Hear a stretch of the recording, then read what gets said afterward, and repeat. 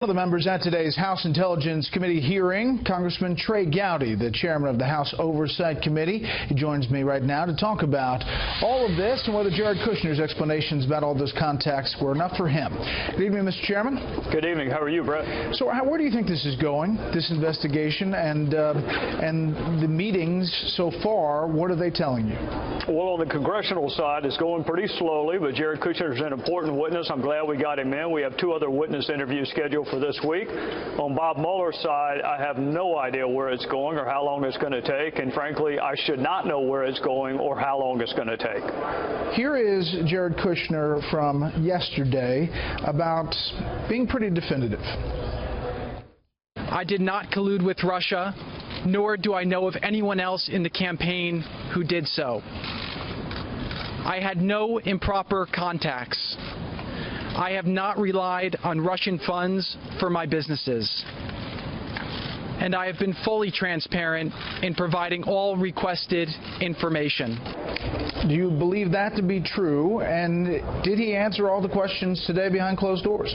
Yeah, Brett. He answered all of the questions. Even when the Democrats ran out of good questions, he kept answering them. He stayed for 1 hour longer than he was supposed to. In fact, he stayed for 1 hour longer than DNI Dan Coates stayed, who's the head of our intelligence community. You just played a quote where he used the phrase in the campaign. I went back through that quote with him word by word and said, okay, take out part of the campaign. Do you know of anyone, period, who colluded, conspired, or coordinated with Russia during the 2016 presidential primary or general election? The answer is no. I asked him that question every way you can ask a person that question, and the answer was always no. He was one of the people in this Russia meeting in Trump Tower. If all of this is accurate, where is the investigation to go? Understanding you don't know Special Counsel Mueller's direction where that could end up, but as far as you're looking at it. Well, there's a universe of witnesses we have to talk to. You just mentioned the June 2016 meeting.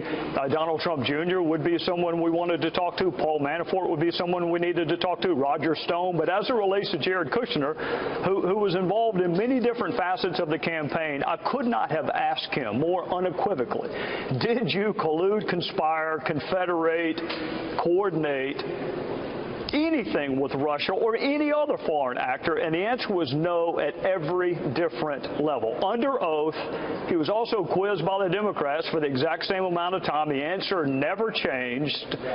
He was as definitive as you can possibly be in answering that question in the negative. All right, I want to turn to now what the president has been saying about the Attorney General, Jeff Sessions. We just played some sound from that and his tweets, obviously. Your thoughts on this and a president and an Attorney General that obviously doesn't have the confidence of the president? Well, Brett, it's sad for me on a number of levels. Having worked in the Justice Department, I view that job differently from other government jobs, other cabinet-level jobs. I don't think personnel decisions are usually well resolved over Twitter. I think the president's frustration was not the recusal. I hope it wasn't, because I don't think Attorney General Sessions had a choice but to recuse himself. If the president's going to be frustrated, he should be frustrated by what led up to the recusal, which was Senator Sessions had a faulty memory. I think that's what led him to have to recuse himself. The recusal itself was appropriate. His failure to recall meetings with the Russian ambassador is what led him to that point. And if the president's frustrated about that, I understand his frustration, but you work all that out during the interview process, not after you get the job. But if you're Attorney General and you're reading and hearing all of this, are you resigning? Well, you should immediately leave any country where I was the Attorney General. I would not stay if my employer had lost confidence in me. But on the other hand, Attorney General Sessions may believe that he is doing the job the way he is supposed to. He doesn't work for the president. He works for a blindfolded woman holding a set of scales. So he's got to make that call. It's a very difficult circumstance. And again, I view that job differently than I do Secretary of Commerce, Secretary of Agriculture. It is heartbreaking to me as a former DOJ employee to see public squabbling between the commander-in-chief and the nation's top law enforcement officer. Do you think that this will be resolved, all of these investigations, anytime soon? I hope so. Brett, we are, again, we'll do 3 interviews this week. Part of that depends upon the pace with which the Democrats on the House side act. And based on what I heard this morning, which was cramming 5 minutes of questioning into 3 hours, they benefit from this lasting as long as possible. Those with California Senate ambitions and others benefit from this lasting as long as possible.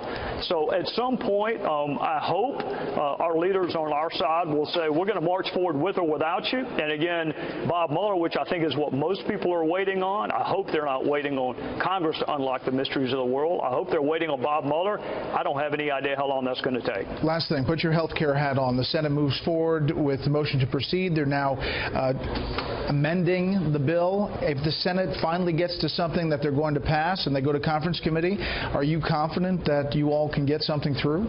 I am. That's a lot of ifs, and that might be the 7th sign of the apocalypse if all that happened. But yes, I think that we can pass something if the Senate is able to do so. All right. Mr. Chairman, thanks for the time. Yes, sir. Thank you.